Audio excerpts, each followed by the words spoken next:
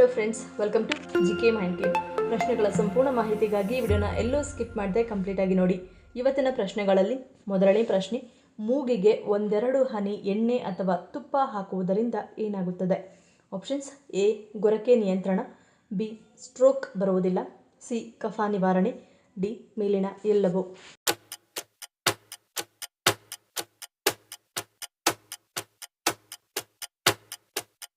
ಸರಿಯಾದ ಉತ್ತರ option D ಮೇಲಿನ ಎಲ್ಲವೂ. ಮೂಗಿಗೆ ಎಣ್ಣೆ ಅಥವಾ ತುಪ್ಪ ಹಾಕುವುದರಿಂದ ಮೂಗಿನಲ್ಲಿರುವ ಡ್ರೈನೆಸ್ ಕಡಿಮೆಯಾಗುತ್ತದೆ, ಮೆದುಳನ್ನು ಕ್ರಿಯಾಶೀಲಗೊಳಿಸುತ್ತದೆ. ಇದರಿಂದ ಶರೀರದಲ್ಲಿ ನರ್ವಸ್ ಸಿಸ್ಟಮ್ ಆಕ್ಟಿವ್ ಆಗುತ್ತದೆ, ಗೊರಕೆ ಶಬ್ದ ಕಡಿಮೆಯಾಗುತ್ತದೆ, ವಾತ ಪಿತ್ತ ಕಫ ಕೂಡ ನಿವಾರಣೆಯಾಗುತ್ತದೆ. ಮೂಗಿಗೆ ಎಣ್ಣೆ ಅಥವಾ ತುಪ್ಪ ಹಾಕುವುದರಿಂದ ಮೆದುಳಿನಲ್ಲಿ ಬ್ಲಡ್ ಕ್ಲಾಟ್ ಆಗುವುದಿಲ್ಲ, ಇದರಿಂದ ಸ್ಟ್ರೋಕ್ ಆಗುವುದು ನಿಲ್ಲುತ್ತದೆ. ನಿಮ್ಮ ಶರೀರ ಹಾಗೂ ಮೆದುಳಿನ ಆರೋಗ್ಯವನ್ನು ಕಾಪಾಡಲು 2 ಹನಿ ಎಣ್ಣೆ ಅಥವಾ ತುಪ್ಪ ಹಾಕುವುದನ್ನು ಅಭ್ಯಾಸ ಮಾಡಿಕೊಳ್ಳುವುದು ಉತ್ತಮ.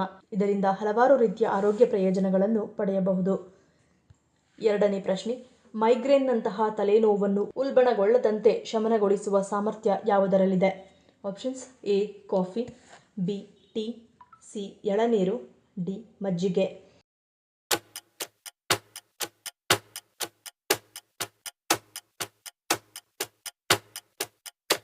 ಸರಿಯಾದ ಉತ್ತರ ಆಪ್ಷನ್ ಸಿ ಎಳನೀರು. ಸಾಮಾನ್ಯವಾಗಿ ತಲೆನೋವು, ಅದರಲ್ಲೂ ಇದರ ಅತ್ಯುಗ್ರ ರೂಪವಾದ ಮೈಗ್ರೇನ್ ಸಹ ನಿರ್ಜಲೀಕರಣ ಕಾರಣದಿಂದ ಪ್ರಾರಂಭಗೊಳ್ಳುತ್ತದೆ. ಯಾವಾಗ ತಲೆನೋವು ಪ್ರಾರಂಭವಾಯಿತೋ ಹಾಗೂ ಇದು ಹೆಚ್ಚು ಹೊತ್ತು ನೀರು ಕುಡಿಯದೇ ಇದ್ದಾಗ ಎದುರಾಯಿತೋ ತಕ್ಷಣವೇ 1 ಎಳನೀರನ್ನು ಕುಡಿದು ಬಿಡಿ. ಶೀಘ್ರವೇ ಈ ತಲೆನೋವು ಉಲ್ಬಣಗೊಳ್ಳದೆ ಶಮನಗೊಳ್ಳುತ್ತದೆ. ಎಳನೀರಿನಲ್ಲಿ ಮೆಗ್ನೀಷಿಯಂ ಪ್ರಮಾಣ ಹೆಚ್ಚಾಗಿರುವ ಕಾರಣ ಇದು ಮೈಗ್ರೇನ್ ತಲೆನೋವನ್ನು ಕಡಿಮೆ ಮಾಡಲು ಸಾಧ್ಯವಾಗುತ್ತದೆ. ಮೂರನೇ ಪ್ರಶ್ನೆ, ಜ್ವರ ಬಂದಾಗ ಹಣೆ ಮೇಲೆ ತಣ್ಣೀರಿನ ಬಟ್ಟೆ ಹಾಕಿ ಎನ್ನಲು ಕಾರಣವೇನು? ಆಪ್ಷನ್ಸ್: ಎ ಜ್ವರ ಕಡಿಮೆಯಾಗುತ್ತದೆ, ಬಿ ಆಯಾಸ ಕಡಿಮೆ, ಸಿ ಶಾಖ ನಿಯಂತ್ರಣ, ಡಿ ನೋವು ನಿವಾರಣೆ.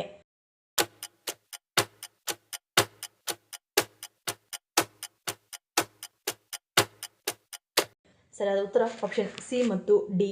ಅತಿಯಾದ ಜ್ವರ ಬಂದಾಗ ತಕ್ಷಣ ನಾವು ಮಾಡುವ ಕೆಲಸ ಹಣೆಯ ಮೇಲೆ ತಣ್ಣೀರಿನ ಬಟ್ಟೆ ಇಡುವುದು. ಜ್ವರ ಬಂದಾಗ ನಮ್ಮ ದೇಹದಲ್ಲಿ ಹೆಚ್ಚಾಗಿ ಹೀಟ್ ಜನರೇಟ್ ಆಗುತ್ತದೆ. ಆ ಸಮಯದಲ್ಲಿ ನಮಗೆ ತುಂಬಾ ತಲೆನೋವು, ಮೈಕೈ ನೋವು ಇರುತ್ತದೆ. ಅದೇ ತಣ್ಣೀರಿನ ಬಟ್ಟೆಯನ್ನು ನಮ್ಮ ಹಣೆಯ ಮೇಲೆ ಇಟ್ಟಾಗ ಬಟ್ಟೆಯಲ್ಲಿರುವ ತೇವ ನಮ್ಮ ದೇಹದಲ್ಲಿರುವ ಹೀಟ್ ಜೊತೆ ಸೇರಿ ಇವಾಪರೇಟ್ ಆಗುತ್ತದೆ. ಅಂದರೆ ನೀರು ಬಿಸಿಯಾದಾಗ ದ್ರವ ರೂಪದಿಂದ ಹನಿ ರೂಪಕ್ಕೆ ಪರಿವರ್ತನೆಯಾಗುವುದನ್ನು ಇವಾಪರೇಟ್ ಎನ್ನುತ್ತಾರೆ. ಇದರಿಂದ ನಮ್ಮ ದೇಹಕ್ಕೆ ರಿಲ್ಯಾಕ್ಸ್ ಸಿಗುತ್ತದೆ. ಹಾಗಾಗಿ ಜ್ವರ ಬಂದಾಗ ಒದ್ದೆ ಬಟ್ಟೆಯನ್ನು ಹಣೆಯ ಮೇಲೆ ಇಡಿ ಎಂದು ಹೇಳುತ್ತಾರೆ. ನಾಲ್ಕನೇ ಪ್ರಶ್ನೆ, ಮಲ ಮೂತ್ರವನ್ನು ಕೆಲವು ಸಮಯಗಳವರೆಗೆ ತಡೆದಿಟ್ಟುಕೊಳ್ಳುವುದರಿಂದ ಏನಾಗುತ್ತದೆ? ಆಪ್ಷನ್ಸ್: ಎ ಮೆದುಳು ಹಾನಿ, ಬಿ ಪೈಲ್ಸ್, ಸಿ ಮೂತ್ರಪಿಂಡ ಹಾನಿ, ಡಿ ಮೇಲಿನ ಎಲ್ಲವೂ.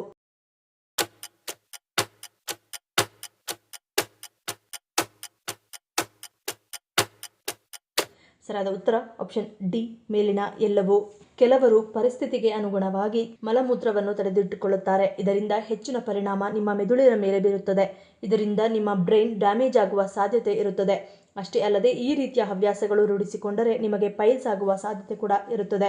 ದೀರ್ಘಕಾಲದವರೆಗೆ ಮಲಮೂತ್ರ ನಿಯಂತ್ರಿಸುವುದರಿಂದ ಮೂತ್ರಪಿಂಡಕ್ಕೆ ಸಂಬಂಧಿಸಿದ ವಿವಿಧ ಕಾಯಿಲೆಗಳನ್ನು ಹೆಚ್ಚಿಸುವ ಅಪಾಯವನ್ನು ಹೊಂದಿರುತ್ತದೆ.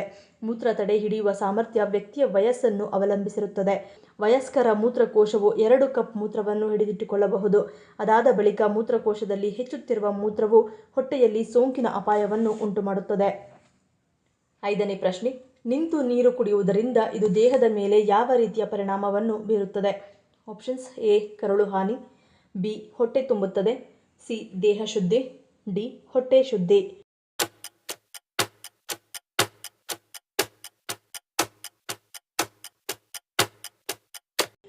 ಸರಿಯಾದ ಉತ್ತರ ಆಪ್ಷನ್ ಎ ಕರುಳು ಹಾನಿ. ನಿಂತುಕೊಂಡು ನೀರನ್ನು ಕುಡಿಯುವಾಗ ನೀರು ರಭಸದಲ್ಲಿ ಬಂದು ಹೊಟ್ಟೆಯ ಗೋಡೆಗಳಿಗೆ ಬಡಿಯುತ್ತವೆ.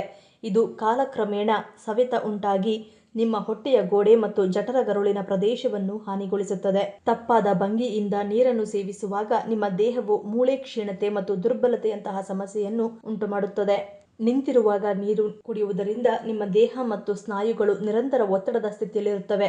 ಆಗ ಪೂರ್ಣ ಪ್ರಮಾಣದ ಆಹಾರ ಜೀರ್ಣವಾಗಲು ತೊಂದರೆಯಾಗುತ್ತದೆ. ನೀರು ರಭಸದಿಂದ ಚಿಮ್ಮಿ ಹರಿದಾಗ ಅನ್ನನಾಳದ ಮೇಲೆ ಒತ್ತಡ ಬಿದ್ದು ಹೊಟ್ಟೆ ಮತ್ತು ಅನ್ನನಾಳದ ನಡುವಿನ ಜಂಟಿಯಾದ ಸ್ಫಿಂಕ್ಟರ್ಗೆ ಹಾನಿಯನ್ನುಂಟು ಮಾಡುತ್ತದೆ. ಇದರಿಂದಾಗಿ ಅನಿಲಗಳು ಹಿಮ್ಮುಖವಾಗಿ ಹರಿದು ಎದೆಯುರಿ ಉಂಟಾಗುತ್ತದೆ. ಆರನೇ ಪ್ರಶ್ನೆ, ಜನರಿಗಿಂತ ಕುದುರೆಗಳ ಸಂಖ್ಯೆಯೇ ಹೆಚ್ಚಿರುವ ವಿಶ್ವದ ಏಕೈಕ ದೇಶ ಯಾವುದು? Options A Bulgaria, B Jamaica, C Mongolia, D Uruguay.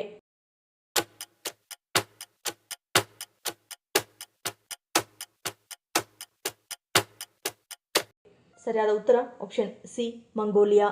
ಪ್ರತಿ ಚದರ ಕಿಲೋಮೀಟರ್ಗೆ 2 ಮಾತ್ರ ವಾಸಿಸುವ ವಿಶ್ವದ ಏಕೈಕ ದೇಶ ಮಂಗೋಲಿಯಾ.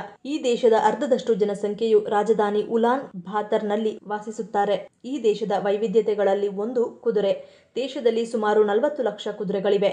ಬೇರೆ ರೀತಿಯಲ್ಲಿ ಹೇಳುವುದಾದರೆ ದೇಶದಲ್ಲಿ ಜನರಿಗಿಂತ ಹೆಚ್ಚು ಕುದುರೆಗಳಿವೆ. ಇತಿಹಾಸದ ಪ್ರಕಾರ ಈ ಕುದುರೆಗಳ ಗುಂಪು ಮಂಗೋಲ್ ಚಕ್ರವರ್ತಿ ಗೆಂಘಿಸ್ ಖಾನ್ ವಿಶಾಲವಾದ ಸಾಮ್ರಾಜ್ಯವನ್ನು ನಿರ್ಮಿಸಲು ಸಹಾಯ ಮಾಡಿದವು ಎಂದು ಹೇಳಲಾಗುತ್ತದೆ. 7ನೇ ಪ್ರಶ್ನೆ. ಪುರುಷರು ಬಿಸಿ ನೀರಿನಿಂದ ಸ್ನಾನ ಮಾಡುವುದರಿಂದ ಯಾವ ಸಮಸ್ಯೆಯನ್ನು ಎದುರಿಸಬೇಕಾಗುತ್ತದೆ? ಆಪ್ಷನ್ಸ್ ಎ ವೀರ್ಯಾಣು ಕೊರತೆ, ಬಿ ತುರಿಕೆ, ಸಿ ವಯಸ್ಸಾಗುವಿಕೆ, ಡಿ ಕೂದಲು ಉದುರುವಿಕೆ.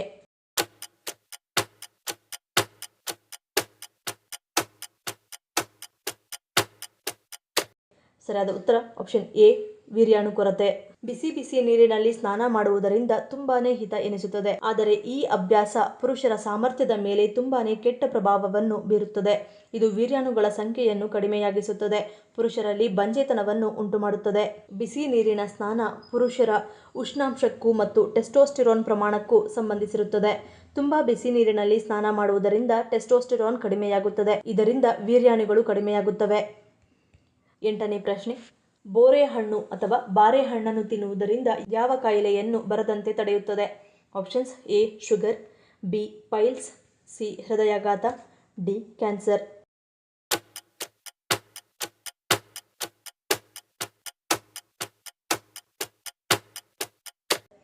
ಸರಿಯಾದ ಉತ್ತರ ಆಪ್ಷನ್ ಡಿ ಕ್ಯಾನ್ಸರ್. ಬೋರೆಹಣ್ಣನ್ನು ತಿನ್ನುವುದರಿಂದ ದೇಹದಲ್ಲಿ ರೋಗನಿರೋಧಕ ಶಕ್ತಿಯನ್ನು ಹೆಚ್ಚಿಸುತ್ತದೆ. ಹಾಗಾಗಿ ಇದು ಅನೇಕ ರೋಗಗಳನ್ನು ದೂರವಿಡುತ್ತದೆ. ಈ ಹಣ್ಣುಗಳಲ್ಲಿ ಹೆಚ್ಚಿನ ಮಟ್ಟದ ಉತ್ಕರ್ಷಣ ನಿರೋಧಕಗಳು ಇರುವುದರಿಂದ ದೇಹದಲ್ಲಿನ ತ್ಯಾಜ್ಯ ಹೊರಹಾಕುತ್ತದೆ. ಪಿತ್ತಜನಕಾಂಗದ ಕಾರ್ಯನಿರ್ವಹಣೆಯು ಸರಿಯಾಗಿ ಆಗುತ್ತದೆ. ಇದನ್ನು ತಿನ್ನುವುದರಿಂದ ಕ್ಯಾನ್ಸರ್ ಅಂಶಗಳನ್ನು ದೂರವಿಡುತ್ತದೆ. ಇದರ ಅನೇಕ ಉತ್ತಮ ಗುಣಗಳು ಕ್ಯಾನ್ಸರ್ನಂತಹ ಭಯಾನಕ ಕಾಯಿಲೆಗಳಿಂದ ದೂರವಿಡುತ್ತದೆ. 9ನೇ ಪ್ರಶ್ನೆ.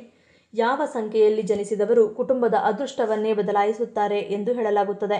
Options A 7, 16, 25, B 5, 14, 23, C 8, 17, 26, D 3, 12, 21.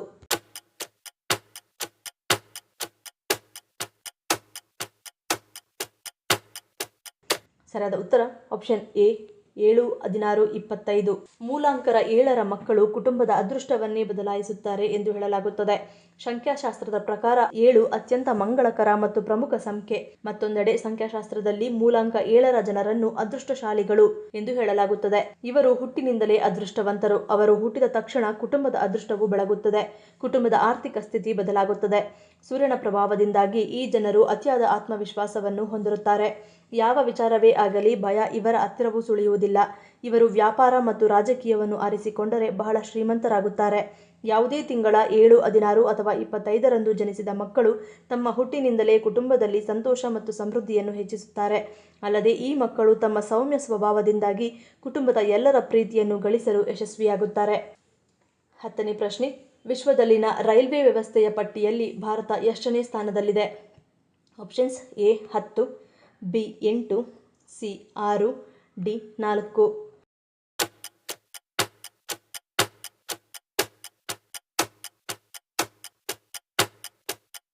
ಸರಿಯಾದ ಉತ್ತರ ಆಪ್ಷನ್ ಡಿ 4. ಭಾರತೀಯ ರೈಲ್ವೆ ವ್ಯವಸ್ಥೆಯು ವಿಶ್ವದಲ್ಲಿ 4ನೇ ಅತಿ ದೊಡ್ಡ ಮತ್ತು ಏಷ್ಯಾದಲ್ಲೇ ಅತಿ ದೊಡ್ಡದಾಗಿದೆ. ಇದು 42,000 ಮೈಲುಗಳಷ್ಟು ಆವರಿಸುತ್ತದೆ ಮತ್ತು 7,000ಕ್ಕೂ ಹೆಚ್ಚು ನಿಲ್ದಾಣಗಳನ್ನು ಹೊಂದಿದೆ. ಪ್ರತಿದಿನ ಇದು 13,000 ಪ್ರಯಾಣಿಕ ರೈಲುಗಳು ಮತ್ತು 8,000ಕ್ಕೂ ಹೆಚ್ಚು ಸರಕು ರೈಲುಗಳನ್ನು ನಿರ್ವಹಿಸುತ್ತದೆ. ಇದು ಭಾರತದ ಸಾರಿಗೆ ಜಾಲದ ಪ್ರಮುಖ ಭಾಗವಾಗಿದೆ. ಈ ಪ್ರಶ್ನೆಗಳಲ್ಲಿ ನೀವು ಎಷ್ಟು ಪ್ರಶ್ನೆಗಳಿಗೆ ಸರಿ ಉತ್ತರವನ್ನು ಕೊಟ್ಟರಿ ಅನ್ನೋದನ್ನು ಕಮೆಂಟ್ ಮಾಡಿ ತಿಳಿಸಿ. ಈ ವಿಡಿಯೋ ನಿಮ್ಗೆ ಇಷ್ಟ ಆಗಿದ್ರೆ ಮರೀದೆ ಲೈಕ್ ಮಾಡಿ, ಶೇರ್ ಮಾಡಿ, ಸಬ್ಸ್ಕ್ರೈಬ್ ಮಾಡಿ.